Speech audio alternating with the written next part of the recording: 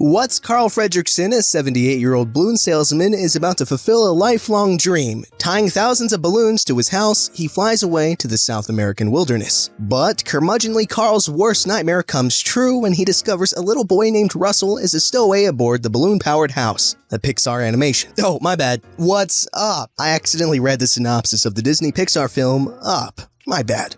Brain fart. Anyways, today's subreddit is r/EntitledParents. Don't forget to like, subscribe, and hit that bell to never miss an episode. This story's called Entitled Mom Tattles on Me for Doing What's Right for Me. A little backstory. Entitled Mom is a widow I dog sit for because she's lonely and her own son avoids her like the plague and she doesn't have many friends. I used to feel bad for her until I realized why she doesn't have many friends and her son is awful to her. Here's the cast. Entitled mother.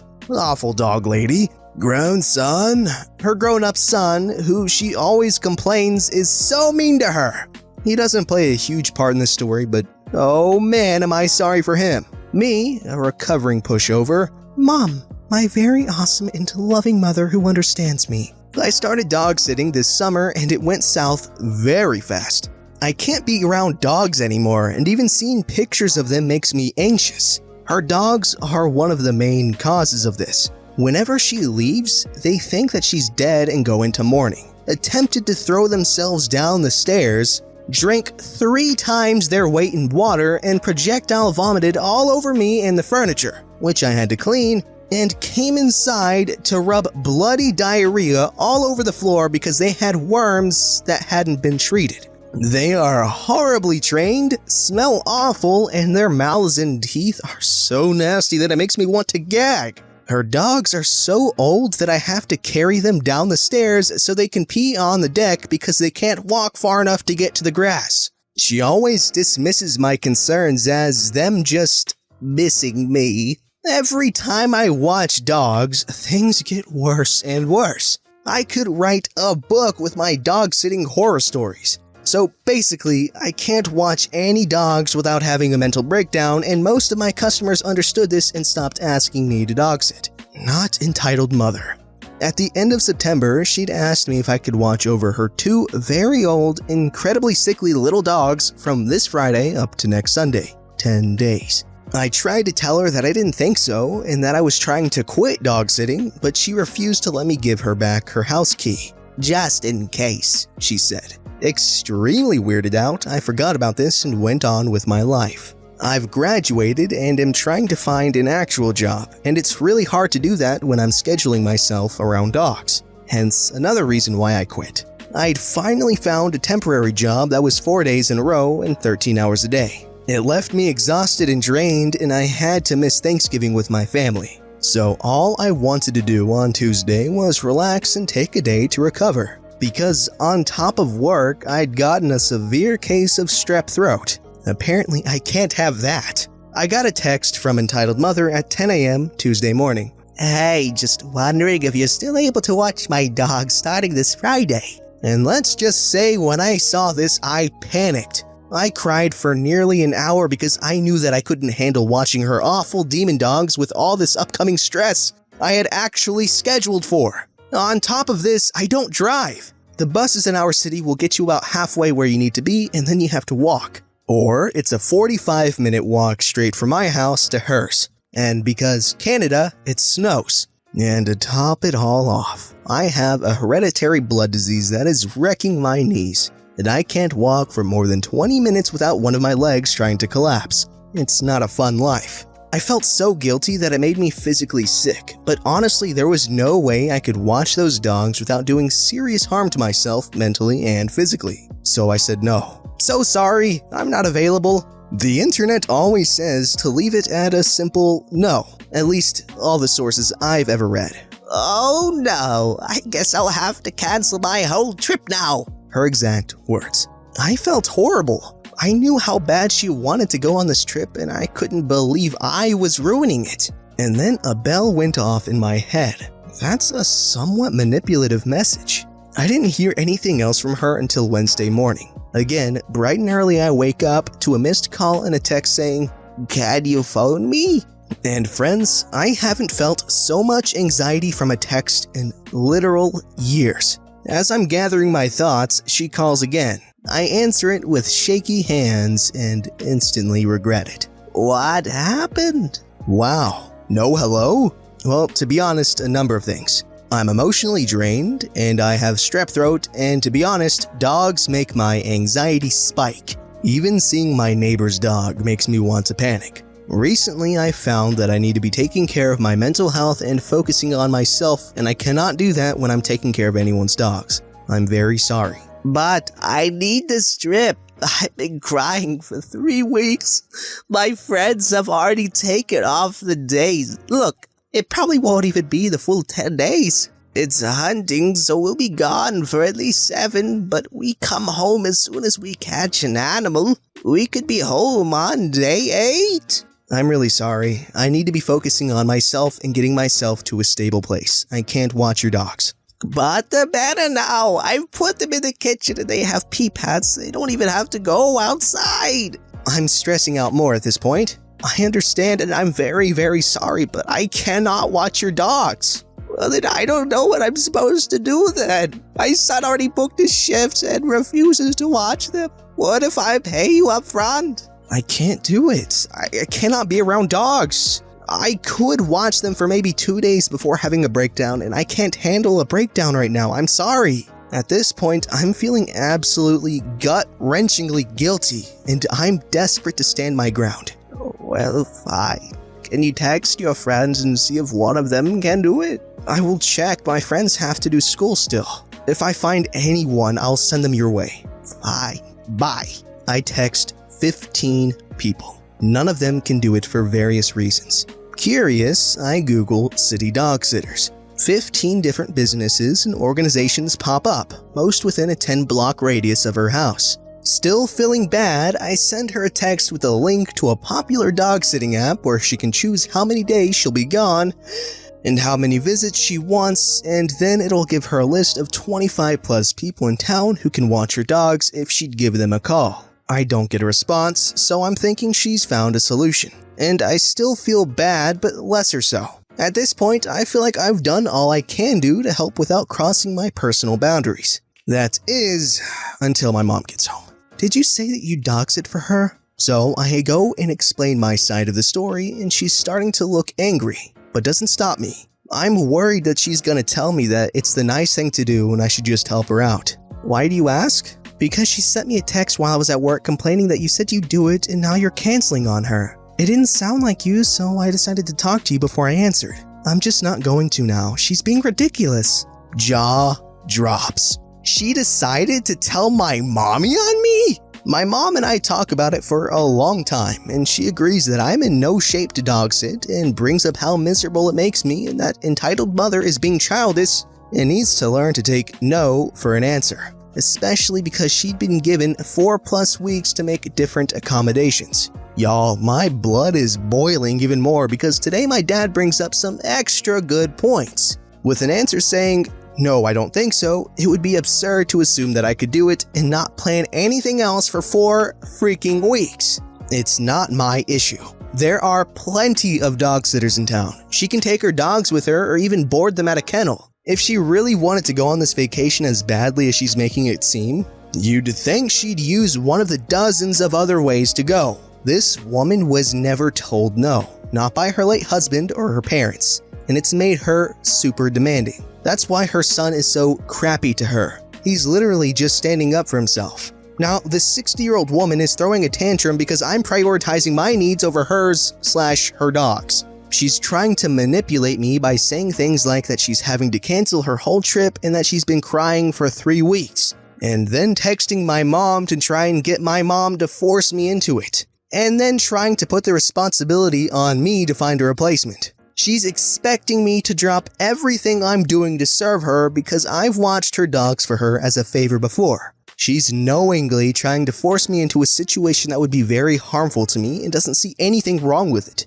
Basically, I'm sick of being a pushover, and you can bet that she's burned all bridges with me. I'm tempted to just leave her key on the step and block her number. But I'm deciding to be the bigger person, and I'm going to give her key back to her in person when I see her Sunday. Wow, that is messed up. Okay, first of all, good job to the Redditor, whatever you want to call her, or him. I just assume it's a girl for some reason. But anyways, good on you for, trying to not be a pushover, because yes, people do take advantage of that. It's sad, you want to help people out, but there are those that see, oh, he's helpful as, oh yes, I can make that person my personal buffoon. But anyways, being the bigger person doesn't necessarily not cutting people out, okay? You can be mature about it like this person's deciding to do, like, go back, give the key back, and respectfully tell her, hey, bye, and to leave. Just cut her off completely, because that is a person not deserving of your time, attention, generosity, nothing. This story's called Actual Karen Upset I Dyed My Hair. When I was about 15, I attended a very religious Baptist school. It was bat guano. On to the story. So at 15, I really wanted to dye my hair. My mother always had, and I was excited about trying something other than the dishwater brown I had. I begged, and my mom finally said okay, as long as it was semi-permanent. I desperately wanted red, so off to Walmart we went. We found a foam mousse that said it lasted 2 weeks. Box says auburn. Sweet, natural color. Handbook says no dyeing your hair unnatural colors, cause God. So we dye my hair, and when it comes out, this crap is red. Like fire hydrant, Little Mermaid, cherry popsicle red. But it looks great. Lit as frog. I am thrilled, but I'm nervous and ask my mom if she thinks it'll be okay and if I'll get in trouble. She works as a teaching assistant at the school, and so she says she doesn't think it'll be a problem, and we head to school the next day. Also on this day, we're doing a volunteer day to stack wood for an old man. Welcome to New England. I get to school, and once inside, the hat comes off. It's a very small school. Entire high school is about 30 people and 5 teachers. Loads of compliments, teachers too. All is well, but not for entitled Karen. She's got a face like a shrunken sphincter, and she's been glaring at me all morning. I hate this goody two-shoes bimbo anyway, so I ignore her. Well, entitled Karen's mom is the receptionist for the school, and she doesn't like me either. About 11 a.m., I get hauled out of class and into the principal's office. Already very humiliated and not sure what's going on. I get there to entitled mother and principal glaring at me. Entitled mother claims I was bragging to everyone that I didn't have to follow the rules, and knows because entitled Karen told her, and that I thought I wouldn't get in trouble because my mom works at the school. My mom is a 2nd grade teacher assistant. I'm in high school? Or? Also, I have said nothing to anyone. I've never ever been in trouble. Straight A student. Teachers love me. I'm a huge gosh darn nerd. Principal decides Karen, actual name, is definitely telling the truth. They say I don't reflect godly values with my sinner's hair, and I'm not allowed to go help stack an old man's firewood because I don't represent Christ with my sinner hair. I leave the office sobbing, and my old teacher catches me and asks, "What the heck is going on?" I sob/explain, and then head to the empty room I meant to sit in alone the whole afternoon while all my friends go off together to volunteer. On the way, I pass entitled Karen and entitled mother talking, and entitled Karen smirks at me. But old teacher has other plans. Legit the best woman ever. She goes to find my mom, knowing this whole thing is BS. My mom loses her gosh dimmadang mind, and the room I'm in is next door to the principal's office. Shares a wall. I can hear her yelling. She goes up one side and down the other, saying she doesn't know what entitled mother's problem is, but if they had half a brain, they'd know Karen likes to stir crap up, and I'm legit a 15-year-old who has zero history of causing trouble. 5 minutes later, principal and a fuming Karen are in my classroom prison to say that why they don't think my hair is Christ-like, and I'll need to wear a hat the whole time I stack wood, I can go to the volunteer day. F you, Karen, and your sphincter goblin.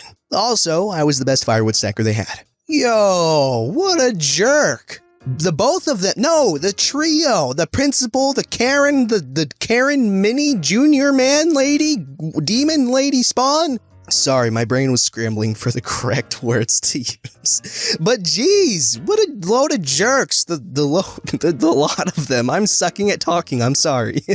This story's called, I don't care if that's your family's most sacred heirloom, give it to my daughter who doesn't even want it. When I was 17, I worked as an intern at a jewelry store. I would basically just help customers find jewelry, pay for it, and maintain the register. One Friday night, I was anxious to close because I was going to stay after hours to repair a necklace of mine. It wasn't anything too remarkable to a normal person, just a silver chain with an ebony ring in the center. But the history it had to my family is so important. The story goes that my great-great-great-grandfather, a French woodcarver, created that ebony ring with his own bare hands and carved both his and my great-great-great-grandmother's initials into it, and used it to propose to her.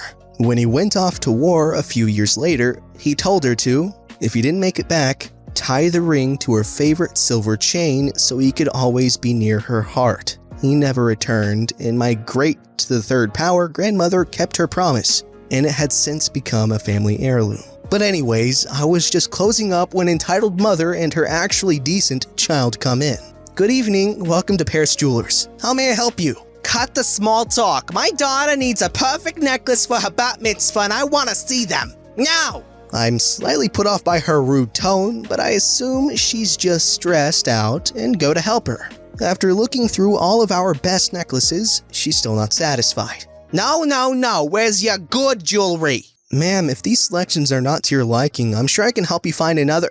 I want that one. I look to where she's pointing and see that she apparently wants my necklace, which is clearly on my employee desk and not on the display cases. I'm sorry, ma'am, but that's not for sale. It's actually, don't lie. I want that necklace, so you're gonna hand it over.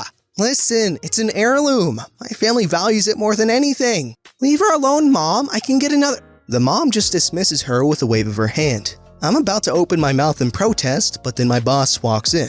Is there a problem, ladies? Your little bicycle of an intern won't give me the necklace I want. She threw it behind the desk just so I couldn't get it. Mom, you know that's not what happened. Don't lie about— Shush! You're hysterical because this girl's being so mean! My boss looks at me, then back at the entitled mother and her daughter. He eventually turns back to me. Can you please show me the necklace in question? I go and get my necklace and show it to him. My boss knows that it is important to me, and he turns back to the entitled mother. Is this necklace you wanted? Yes. I'm afraid you're mistaken. This necklace is in fact this young lady's property. Now please leave, or I will escort you out personally. Entitled mother glares at me, but eventually grumbles and leaves. Before she takes off, however, the daughter says she needs to use the restroom. The mom tells her to hurry up before going to wait. The young girl then bursts into tears, apologizing for her mom's behavior and sobbing about how embarrassed she is. My boss and I felt so bad for her that we gave her an inexpensive bracelet for free and said a special mazel tov for her. Poor girl. Wherever you are, I hope you're free from your mother and living your best life. Wow, okay, I'm not gonna lie, I was getting choked up when reading about her grandfather, or great-cubed grandfather. That's a really sweet and sad story, and you know what? I'm really happy the necklace stayed in her family, and I'm really happy that they all appreciate its value. Family heirlooms are something really cool, and I feel like every family should have one. Mine, I don't think does, but if you're like me and don't have a family heirloom or whatever, I say, why don't you start one like right now? And also, kudos to the boss and the Redditor for giving that girl the bracelet. You know what? That daughter was a good person, obviously. You can see how she's crying about how much of a jerk her mother was being. But anyways, moving on.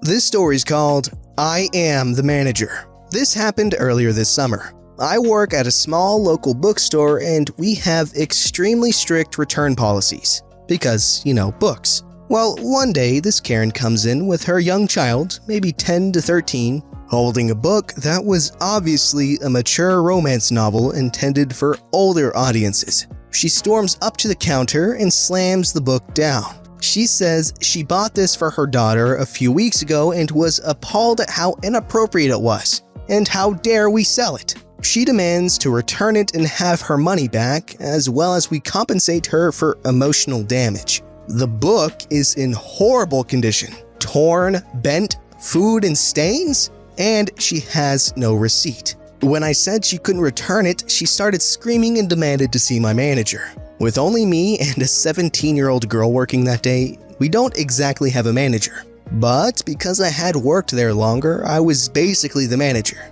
So I tell her to give me a second and walk into the back. I strut back up to the counter and say, "Hello, I'm the manager. How can I help you?" The look on her face was golden as she stormed out with her daughter in tow. Okay. I love reading stories where it's like, oh, I am the manager, but this guy, or probably a dude because he referred to the other person as a girl, so. Anyways, this dude, he made it dramatic, and that's what made it funny. Okay. You know what? It's so short, yet I imagine the whole thing playing out in my head. Okay, that was just perfect. Don't forget to like, subscribe, and hit that bell to never miss an episode.